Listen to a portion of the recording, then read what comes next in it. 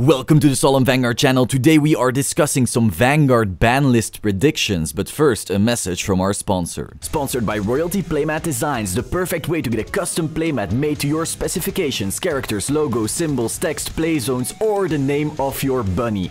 Anything is possible. They also have some really cool pre-made playmats in their store. Links will be in the description. So today Bushiroad announced on stream that a new ban list is coming on the 23rd of January, right after Worlds basically. And this surprised me because for the past half year, the game has actually been really diverse. Loads of different clans got amazing support and started topping out of nowhere, then gently dropped off again, and the level of power creep on new releases basically balanced out quote-unquote overpowered decks. Blasters became amazing, here's an even better rush deck, Battle Sisters. Battle Sisters became amazing, here's an annoying control deck, Chaos. Chaos became amazing, here's a hyper Vanguard centric deck, Overlord, and so forth. Tournaments have been hyper diverse, and while some decks are obviously better than others, no deck right now is super oppressive to a point where something needs a ban or a restriction.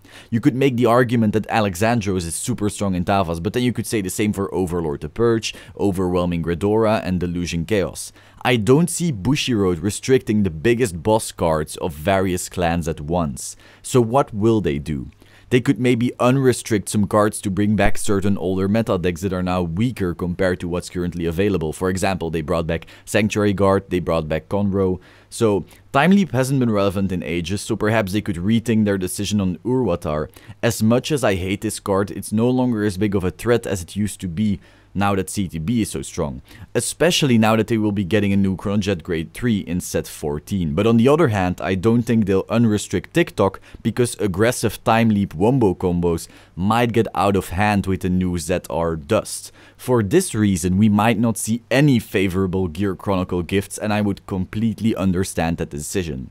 Maybe they'll bring back Refros, considering that Angel Feather really hasn't done anything for ages. Maybe they will bring back Mick the Ghosty now that Grand Blue is no longer an oppressive force. But then again, it did start topping in Japan with the new Nitros Grade 4, so that might not be the best idea. Finally, there's Flash Ripple Odysseus, but considering how good Tavas is right now, I doubt they'll give Aquaforce the strongest early rush card in the game again. There are basically three things that can happen. 1. Bushiroad makes an irrelevant small change that won't do much, something like putting Refros at 2 instead of 1. No one would make a problem out of it, it's a nice little gift for Angel Feather players, it won't really dent the meta in any significant way, and everyone will go about their lives normally. 2, and I don't think this is likely, Bushiroad does a 180 and starts hard limiting or even banning various cards of various top decks in the same way Yu-Gi-Oh does it. Whilst I hate the idea behind this because it's just an easy way to force people to keep buying new cards, I would understand why they would do this. Consider that the past months have had an insane level of power creep that could become very unhealthy for the game in the long term. They can't keep making and buffing new decks that counter decks that came a month before that. It's not sustainable, so they might simply be forced into a Yu-Gi-Oh style ban list. I would honestly hate it, but we'll have to see. 3.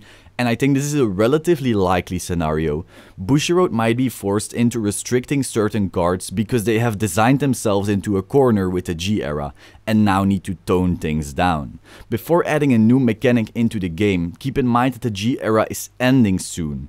In March we will hear about a new season and what to expect. I find it very hard to imagine what kind of mechanic Bushi could introduce that's stronger than all G cards, whilst not making G cards totally irrelevant. Remember that after Legion, everyone apart from Abyss and Thinksaver players were basically forced to throw away all their decks and start over with trial decks, which outplayed everything that came before. Stride was such a ridiculous step up from Legion that you saw your cards go from valuable to trash in a matter of weeks.